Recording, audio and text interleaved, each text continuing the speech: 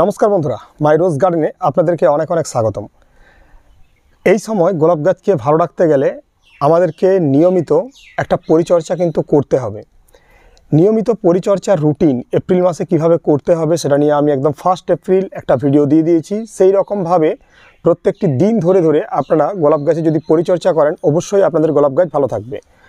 দেখবেন বন্ধুরা, এই যে পরিচর্যার রুটিন আমি দিয়েছি সেখানে ফাঙ্গিসাইড দেওয়া বা ছত্রাকনাশক দেওয়ার একটা ডেট আমরা উল্লেখ করেছি এবং সেখানে বলেছি যে একটা ফাঙ্গিসাইড না দিয়ে ঘুরিয়ে ফিরিয়ে ফাঙ্গিসাইড আপনাদেরকে দিতে হবে।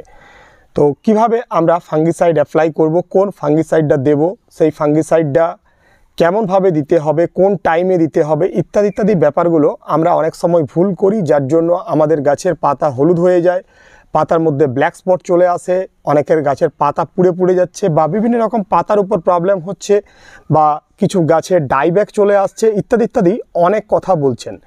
বিশেষ করে এই যে ছোট গাছগুলি আমরা দেখাচ্ছি, এই ছোট গাছের উপর ফাঙ্গাল যে অ্যাটাক সেটা বেশি হয়, আমাদের ছোট গাছের বেশি ক্ষতি হয়। বড় গাছেরও ফাঙ্গাস হয় কিন্তু তুলনামূলক ছোট গাছের বেশি হয়। এবারে ফাঙ্গিসাইড দিচ্ছি তবুও আমার গাছে ফাঙ্গাস হচ্ছে, অনেকে এরকম বলছেন। তার মানে কি? মানে হচ্ছে আমরা গাছে ঠিকঠাকভাবে ফাঙ্গিসাইড দিতে পারছি না। আজকে আপনাদেরকে আমি কয়েকটা ফাঙ্গিসাইড দেখাবো। দেখুন, এই যে একটি ফাঙ্গিসাইড, এই ফাঙ্গিসাইডটি নাম আপনারা দেখতেই পাচ্ছেন, বড় বড় করে নাম লেখা আছে। তবে এই ফাঙ্গিসাইডটির মেইন যে কম্পোজিশন সেটা হচ্ছে M45। ঠিক আছে, ম্যানকোজেব 75% আছে, এই জায়গায় ডিটেলসে সেই ব্যাপারটা লেখা আছে। তো ম্যানকোজেব 75% এই ফাঙ্গিসাইডটি আমাদের গোলাপ গাছের জন্য খুব ভালো ফাঙ্গিসাইড। কিভাবে দিতে হয় আমি সেই ব্যাপারে আসছি। আরেকটি আপনাদেরকে ফাঙ্গিসাইড দেখাবো। দেখুন, কোম্পানি আলাদা, এখানে অন্য একটি কোম্পানি আমাদের দেখাচ্ছে, কিন্তু এরও মেন কম্পোজিশন ম্যানকোজেব 75% M45। তো আপনারা বাজারে গিয়ে যদি বলেন M45 ফাঙ্গিসাইড নেব, তাহলে আপনাদেরকে বিভিন্ন কোম্পানি আছে, তার থেকে কিন্তু আপনাকে একটা M45 ফাঙ্গিসাইড দিয়ে দেবে, যার মেন কম্পোজিশন ম্যানকোজেব 75% WP। ঠিক আছে, এই মেন কম্পোজিশনটা আমাদেরকে সবসময় মাথায় রাখতে হবে, কোম্পানিটা নয়। আমি যে স্যাপ বলছি, স্যাপের মধ্যে দুটি কম্পোজিশন আছে, ম্যানকোজেব এবং কার্বনডাজিম।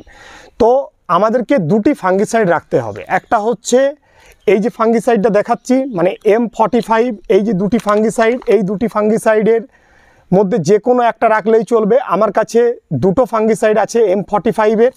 আর আপনাকে রাখতে হবে স্যাপ, বা আপনাকে আরেকটা ফাঙ্গিসাইড আমি রাখতে বলবো যেটা রুট ট্রিটমেন্টের জন্য আমরা ইউজ করি, সেটা হচ্ছে র্যাডোমিল গোল্ড। ঠিক আছে, এই যে ফাঙ্গিসাইডগুলো নিচ্ছি, আমাদের যে স্টিলের চামচ থাকে চা চামচ, তো সেই চা চামচের 1 চামচ আপনাকে ফাঙ্গিসাইড নিয়ে নিতে হবে। 1 লিটার জলে ভালোভাবে ঝাঁকিয়ে নেবেন, কারণ ফাঙ্গিসাইড প্রথম দিকে গোলা হতে চায় না, একটু দেরি লাগে, ভাসতে থাকে জলের উপরে। তো ভালোভাবে গুলিয়ে নেবেন এবং সকালের টাইমে, মোটামুটি সকাল 7টা-8টার মধ্যে এই গরমের সময় আপনারা গাছে স্প্রে করুন। ফাঙ্গিসাইড বিকেলের দিকে স্প্রে করবেন না। কেউ কেউ বলছেন ফাঙ্গিসাইড সন্ধ্যায় স্প্রে করব, এটাও নিয়ম নয়। ফাঙ্গিসাইড সকালের দিকে দেওয়ার নিয়ম।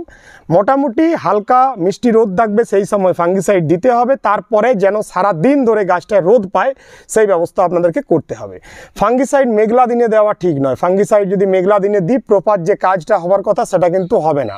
গোলাপ গাছে ফাঙ্গিসাইড তো অবশ্যই দিতে হবে, প্রত্যেক সময় দিতে হবে, মানে 12 মাস একইভাবে ফাঙ্গিসাইড দিতে হবে। অনেকে বলে যে বর্ষার সময় ফাঙ্গাস হয়, কিন্তু গরমে ফাঙ্গাস হয় না, এটা কিন্তু একদমই ভুল কথা। এনি টাইম গোলাপ গাছে ফাঙ্গাস হবে, তার প্রবলেমও আমরা দেখতে পাবো। গোলাপ গাছে যদি ঠিকঠাক ফাঙ্গিসাইড দেওয়া হয় তাহলে কিন্তু কোনো দিনেই কিন্তু গোলাপ গাছে ফাঙ্গাস সেরকমভাবে হবে না।